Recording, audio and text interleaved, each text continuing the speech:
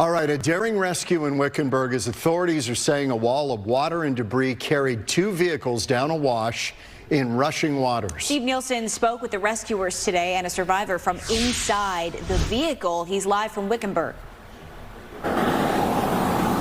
Yeah, well, guys, I'll tell you this. In Wickenburg, it is dry right now, but earlier today we had rain, we had hail even late this afternoon. But because it's been a little dry over the last hour, they've actually lifted the road closure here on Vulture Mine Road, so drivers can now go through it. But it was right here, this wash that goes right through the road, where all of this happened yesterday. And those drivers, they followed that basic rule of turn around, don't drown. But in this case, even that didn't matter. The MCSO aerials of the rescue are incredible. Inside that minivan, 3 people trapped by raging floodwaters in Souls Wash in Wickenburg. It was so cold, and I don't swim. Sandy Humphreys was one of the people inside. She called her son. I said, Mom, don't leave the vehicle.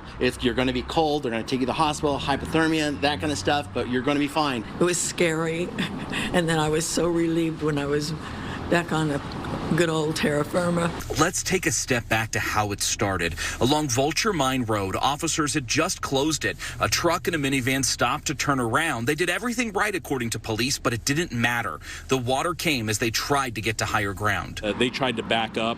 Basically, a wall of water just came down with debris and hit both vehicles. The truck was thrown a quarter-mile down the wash. Here it is Wednesday, buried in mud and branches. Fire crews lined the river, ready to do what was necessary to save lives.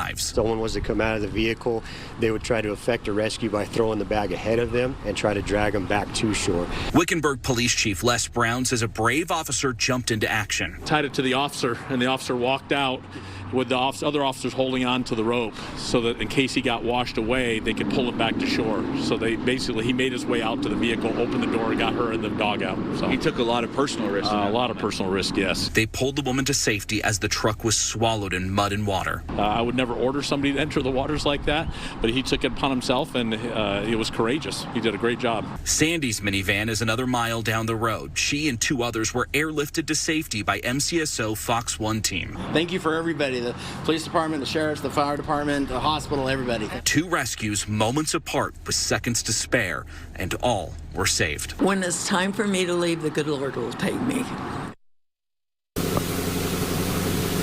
I'm back here live in Wickenburg. I'll tell you, these crews want to make sure that that does not happen again. They have been monitoring the conditions just to the west of Wickenburg. Whenever there's rainfall right there, that water comes rushing down this wash here. That's what washes out this road. So they've been monitoring that closely to make sure they can close this road in time. Reporting live, Steve Nielsen, Fox 10 News.